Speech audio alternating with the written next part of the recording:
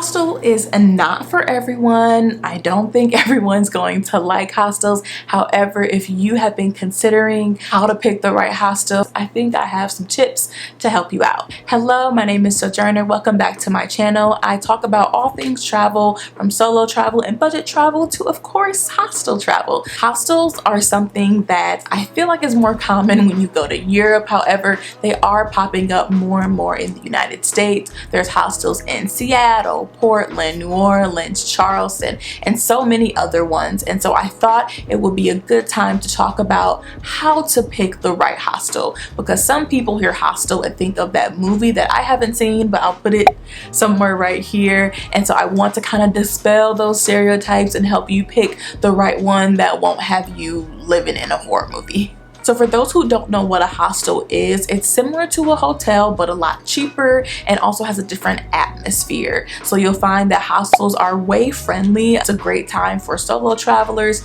to meet other people while they're traveling. And hostels are most known for being budget friendly. So you'll find 4, 6, 8, 10, 12 or more bedroom dorms for people to stay in, meaning you are only paying for a bed, and that's pretty much what your money goes towards. And so they are very popular among students. I did a lot of hostel traveling when I studied abroad in Europe and also interned abroad and also lived abroad. But before you decide, which hostel to pick, you have to know the difference between a backpacker and a flashpacker, which is tip number 1. So a backpacker is someone who is looking to travel on a budget.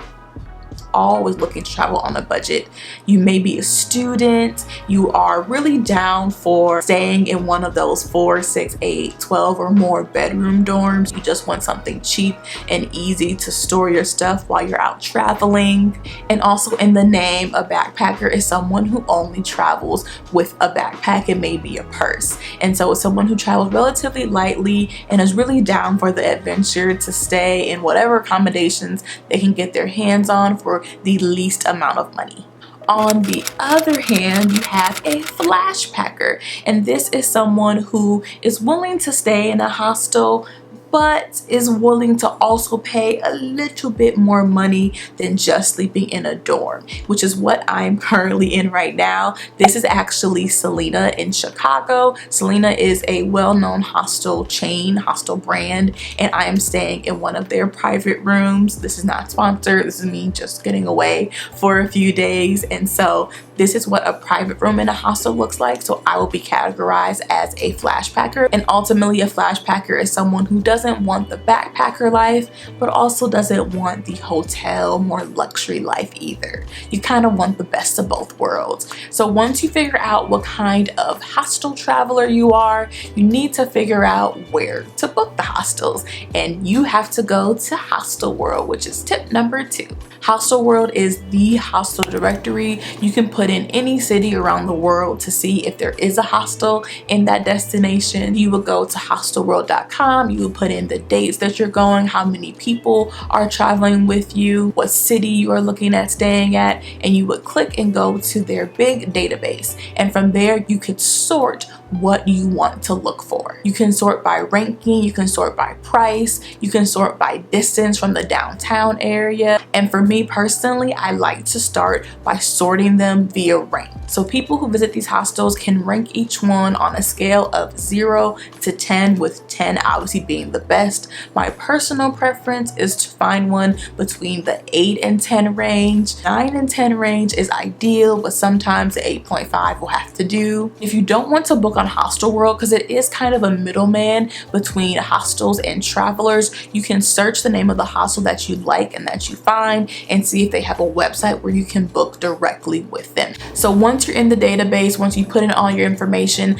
the number 1 thing that I look for is tip number 3, the facilities. Looking at the amenities and the facilities helps you figure out what you actually value in a hostel. They will probably correlate with the type of traveler you are, whether you're a backpacker or a flashpacker. So as a backpacker, some things that I used to look for were free breakfast. I used to want to save money at any given point. Normally it's a continental breakfast, though I will say a lot of the Mexican hostels I know in Tulum and Cancun had really elaborate breakfasts. I think I had omelets in both of those at at Mayan Monkey in Cancun and Mama's Home in Tulum. So the kind of breakfast definitely does vary based on the country, city, and the hostel itself. Also, as a backpacker, I always looked for luggage storage because chances are I booked a really early or a really late flight, and so I needed some place to store my stuff, whether it was upon arrival before check-in or even after checkout, and I still wanted to have some time to explore and sightsee. Something else I looked for a lot as a backpacker, which is 24-hour reception and security. So again, if you booked a really early or really late flight, having that 24-hour reception is key so that you can check in at any time. I also look for security lockers. So when you are a backpacker, you need some place to store your stuff. Having security lockers was a major thing I look for because I didn't want any of my belongings to get stolen.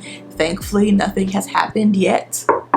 Knock on wood. I also looked for hostels that included towels. As a backpacker, you will only have your backpack, and so any space that you can save is definitely helpful. And of course, the last thing I always look for is free Wi-Fi. And so with free Wi-Fi and luggage storage, those are still things I look for even as a flash packer, as well as 24-hour reception and security. However, when you are a flash packer, there may be some other amenities that you may want to look out for as well. The first one being primarily if a hostel even offers private rooms. While private rooms are becoming more and more popular in hostels, they are not the norm quite yet. And so you may find a hostel that has a 9.5 ranking but only offers dorm. Something else that is a little more popular in boutique hostels like Selena is having a in-hostel cafe. Now this is not the same as having free breakfast. Chances are if they have a in-hostel cafe, they probably aren't going to have free breakfast either because they want you to go to the cafe. But I think it's a really cute addition. The one here in Chicago is adorable. I had breakfast down there this morning. It was delicious. So if you are someone who's willing to pay a little more for breakfast, definitely look to see if there is an in-hostel cafe. And another amenity that may be in the more boutique hostels is a wellness/gym center. Having a hostel that has a wellness or fitness center is a luxury and definitely a plus for hostel living. So if you find one, book it. It will definitely be worth it. Other amenities to look for when you are choosing your hostel is if they have AC or heat depending upon where you're going and what time of year, aka the season, because you don't want to freeze and you don't want to sweat too much while you're in your hostel. Tip number 4 that you need to do when you pick a hostel is decide how social do you actually want to be in a hostel. Hostels by nature are very social places. That's why a lot of travelers pick them because it's easy to connect with other travelers. However, not everybody wants to be super social, and so when you're picking a hostel, you have to decide, do I want to hang out with a lot of people? Do I want to be more secluded? Some things you can look for are, again, those common areas. Is there a bar for you to go hang out at and meet new people? Would you even want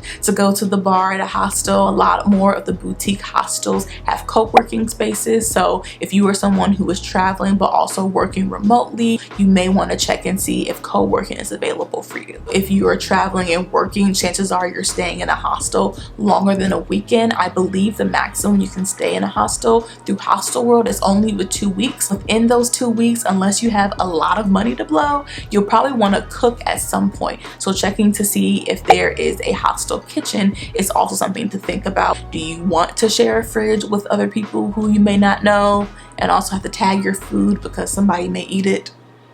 That's something you need to consider too. Also, when you think about how social a hostel can be, a lot of the more party hostels have bar crawls and free walking tours and all these other extra things to kind of make money because the beds are so cheap. So if you want to be in a social hostel, definitely scroll through the photos to see if there are people drinking, if there are different games and activities they have, because chances are they'll offer that to you, and it's probably a party hostel for the more social people. And this is also where the reviews will come in, so you can read firsthand experiences from people who stayed in the hostel, which is my final tip, to always read the reviews. The description under what the hostel is may be saying one thing, but then people may say, actually, this happened while I was here, because some places will say, hey, we have free Wi-Fi, but then you look in the reviews and people are like, the Wi-Fi was actually really bad. And always start with the most recent reviews, because hostels, especially now currently in the pandemic, are always changing ownership. Even going to their Instagram to kind of doing your research just to see what they're posting, who they're posting. I know as a Black woman, I would prefer to see some people who look like me on your hostel website or your Instagram or anywhere across your social media. So read the reviews and do that research. And that is all that I have for this video. Thank you so much for watching. Leave any comments that you have about hostels below. If you stay in the hostel, share your experience and your best tips. Don't forget to like and subscribe for more travel content from your travel bestie. And I will see you all in my next video. Bye. Stay curious.